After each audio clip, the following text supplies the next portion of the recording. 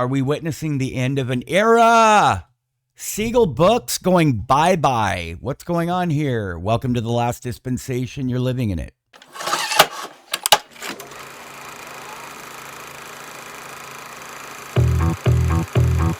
We don't really know where the world is gonna go, but now everybody knows that you can't stop for too long. Got to keep going. Don't really know where the world is gonna go.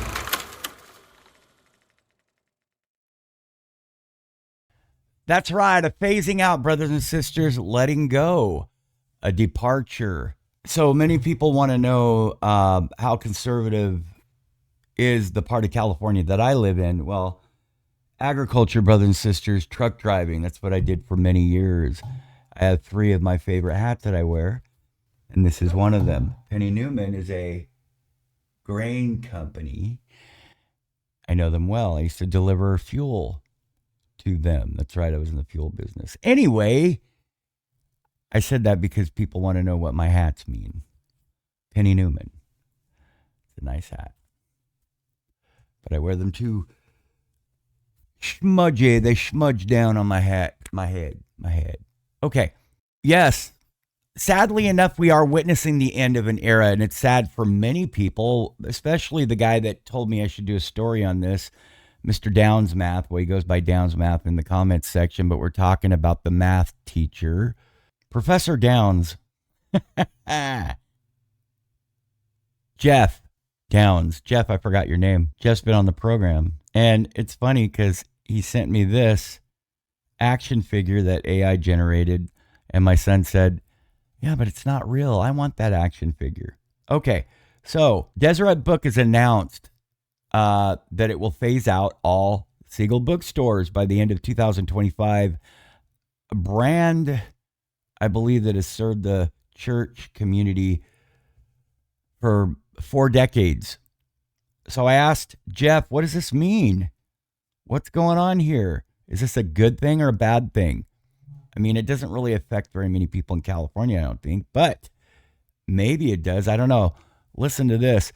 This was a bookstore, this is what Jeff says, where you could find more church books, many more novels, and much more Latter-day Saint related merchandise than you could at a typical Deseret Book. Over the years, we have seen the number of books in their stores dwindling. I guess what it comes down to is members of the church are no longer turning as much to books for entertainment. Seagull was a place where you could go to find clean literature with an LDS spin. They also carried Latter-day Saint friendly material for women and artwork for your home. Yes, you can still find it at Deseret Book, but it isn't going to be as plentiful as it used to be. And then he put LDS friendly clothing for women. And then he says, I am now finding myself turning more and more toward Christian authors. Are you guys finding that too? Can you put that in the comment section? Because I really want to know.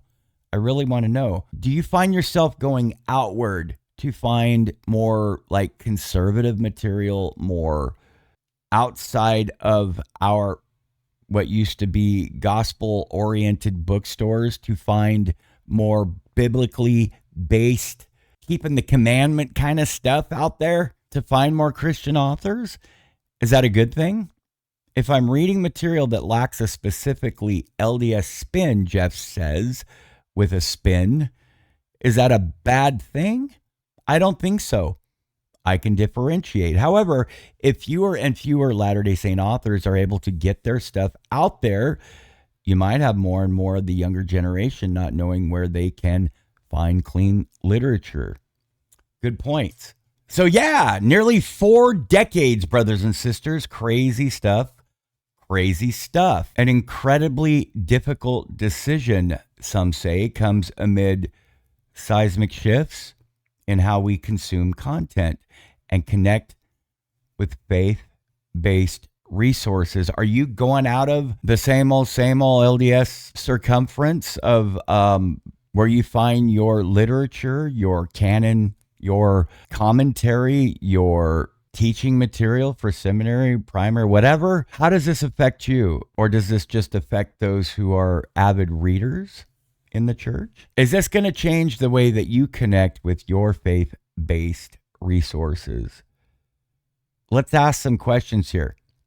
And I want you to put this in the comments section, please. What does it mean for a faith community when a beloved gathering place closes its door? Are we as a Latter-day Saint society, culture, trading depth and connection for convenience and free content? If the work we do is unique in all the world, and we believe it is unique, we're gathering Israel, right? As Deseret Books President Laurel Day said, how do we preserve that uniqueness in a digital age? How do we honor the legacy of places like Seagull Book, which have not just sold books, but fostered faith, friendship, and community, helps people prepare to go on missions by reading novels that helped them when they were teenagers stay on the covenant path? What's our responsibility, brothers and sisters? Do we have to support the institutions that supported us?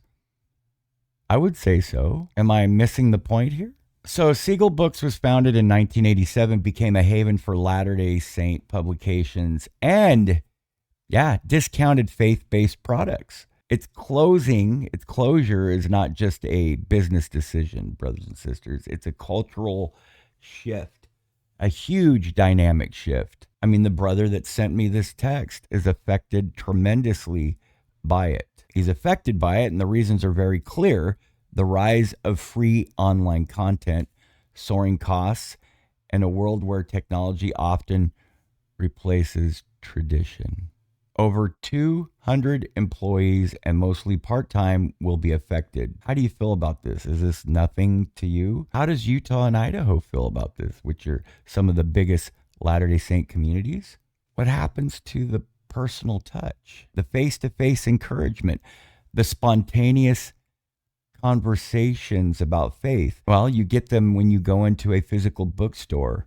That kind of camaraderie, the how are you doing, Betty? Do they have that book that I've been waiting for? Oh, it's right here. Maybe you're looking at some discount books. You see something that someone points to you and says, that's a really good book. You should read it. What's going to happen with that? Is all that going to dissipate? What happens to the personal touch? But change is inevitable, friend. Jeff, quit crying. It's progression, right? And I don't mean that, Jeff. I'm making a point here.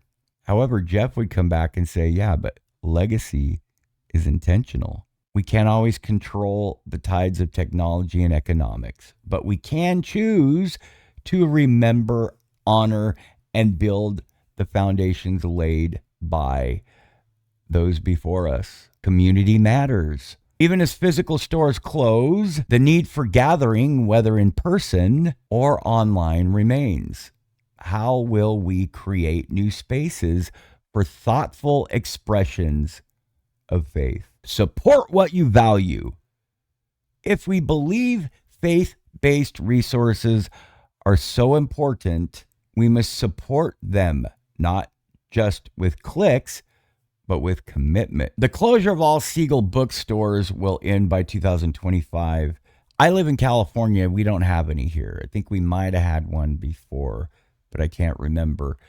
But it is affecting not just Utah and not just Idaho, but a lot of other Western states in the United States, specifically, besides Utah and Idaho, we also have Arizona and Nevada.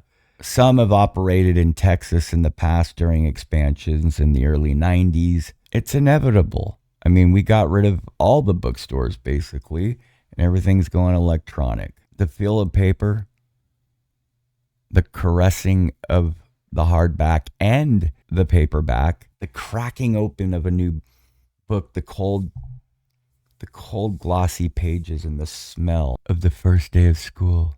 That's what it reminds me of, but I digress. Seagull Books is prepared to close its doors, but let's ask ourselves, will we let cherished institutions fade quietly? Will we continue to let them go?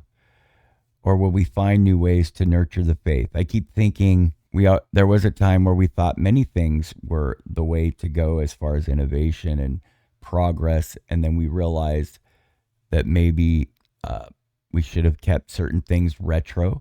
Look at how many people are going back to vinyl records or CDs now. I miss analog myself as a Gen Xer. I mourn for that and yearn for that because I don't like to be connected to anything that can compromise my privacy and my agency. The connection, brothers and sisters, the culture that we fostered.